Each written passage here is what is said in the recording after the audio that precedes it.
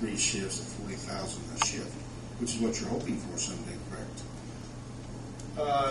That would 2 shifts at the most. 2 shifts at the most, because he got a lot of maintenance in his equipment. Otherwise, he cannot operate efficiently. Same as the operation that you own and Jeff oversees, unless you have some time to service his equipment. And obviously, we want to be good neighbors there. So we want to build in a time that we can take care of the equipment facilities. So 2 shifts would be our top range. But in further conversation with Jeff, we are going to be required to put in measuring devices, monitoring devices, sample wells, everything else to keep the plant protected and so that we stay within the scope of our perimeters. That being said, we're bearing that expense, and we're also going to be being charged per gallon to discharge this. We're not changing anything about the sewer infrastructure. So I would think that being a typical user and we're paying per gallon, unlike a household, it fluctuates from 20,000 gallons a week to the full 80,000 gallons in 2 shifts. We're going to be paying you the rate per gallon that we discharge to the facility. And if we go over the perimeters that Jeff has said, then there's fines and penalties that go with that as well, because the extra burden put on their plant to deal with what is able to pass through ours. I'd like to say something. Mr. Mayor, I'm Jerry Stewart. I'm the owner of the company. Been operating the company 30 years, 3rd generation. We've been around for 60 years in the Cincinnati market. For several years, we've been wanting to start a facility somewhere. We're finding it more difficult as years go by to dispose of the type of waste that we haul, mostly trapped waste from restaurants, septic waste.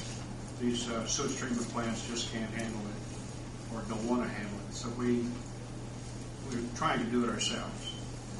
A large tap fee at this juncture would almost be cost prohibitive.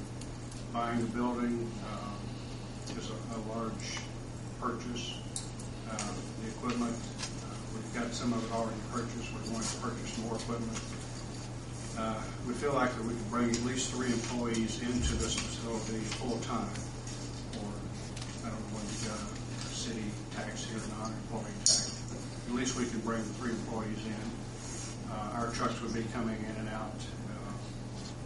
But the main thing is a large tap fee or any tap fee would severely hinder our goal. And so I don't know what the future holds with this situation that we want to do. I hope it goes well. I hope we can generate a lot of waste and send it downstream according to the parameters that Jeff requires as far as quality of downstream outflow. We need this facility. It's centrally located. We do a lot of work in Indianapolis. We do quite a bit of work in Greensburg. We've got several customers here in Greensburg. But a large tap fee would be almost a deal killer for us. So I implore you to keep that in mind. If any technicalities, getting back to technicalities, or if you have any questions at this time, we'd be more than happy to try to answer them. I do have one, Mr. Stewart. The employees, those new hires or people you would be bringing to Greensburg? Those would be new hires. Maybe one employee brought in from our facility in Queens. A couple more would be new hires. We'd have to have more people to run this facility. We employ about 20 people now in our facility. Probably would be at least 2 to 3 more new hires. Can you divulge what type of salary those are or benefits? Salaries would range from $15 to $18 an hour.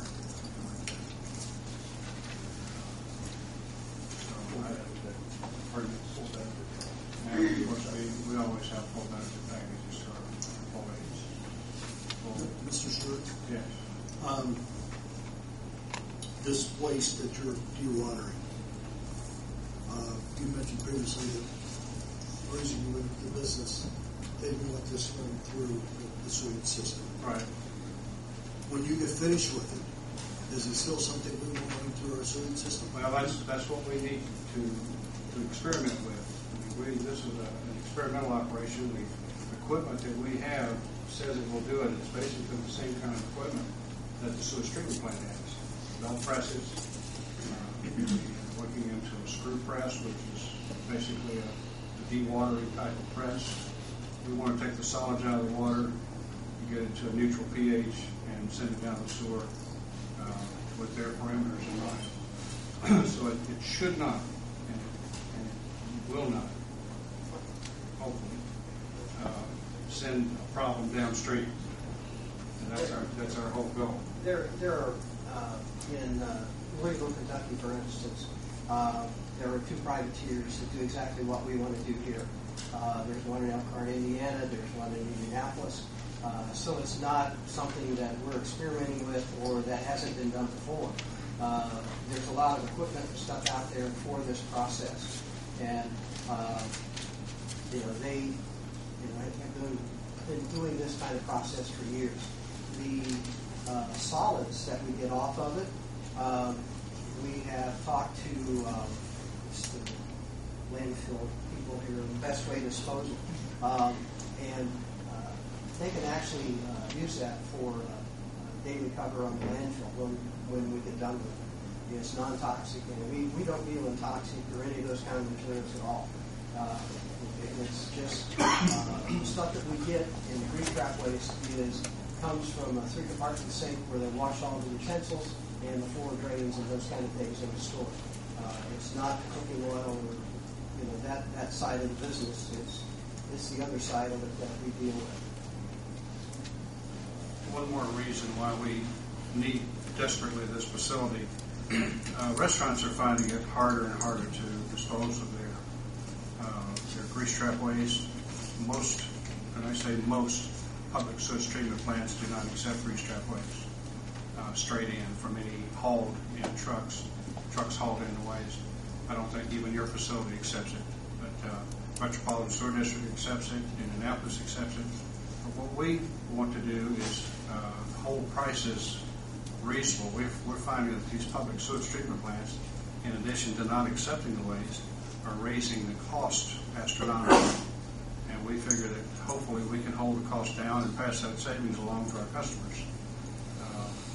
But that's our goal. And we would implore that you consider decreasing severely this tap fee. I don't know how the tap fee is calculated, but it could be a deal killer for us. It's very expensive. Well, Mr. Stewart, the first thing I think we want to look at is with our wastewater experts what you are going to be doing, and if we can process it without damage or we're in where we need to be with IDEM, that would be one thing. Be the first thing we look at. The second thing would be adjusting the connection fee, the tap line, because it's very difficult to say, okay, you know what the cost was before, based on the $40,000 a day. Right. If we knew that's what you were going to do, we couldn't reduce it. We have home builders that come in here, and we charge them a flat rate per household based on the bedrooms. And, we couldn't start cutting deals if we would. Yeah, I understand.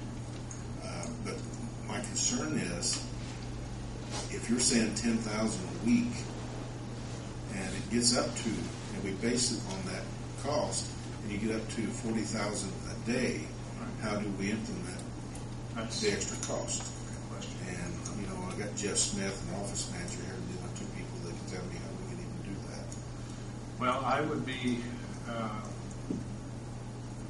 It would be acceptable to me if we could get up to that rate, is have an incremental fees as time goes on, and we pay our fair share. We don't know at this time whether we're going to be at 10,000 gallons a day or 10,000 gallons a week. It's just something else we have to look at is how much could we have? Mm-hmm. Okay. That's something I don't have those facts right now. I'm sure if we commit something to you, your company, then we're obligated as well. According to Jeff, who is with the sewage treatment plant, his full rate, according to him, he could handle up to 40,000 gallons a day extra from our facility. But we are a long ways from being 40,000 gallons a day. And I don't know how you would build an incremental structure into that over a period of time. If we increased our flow rate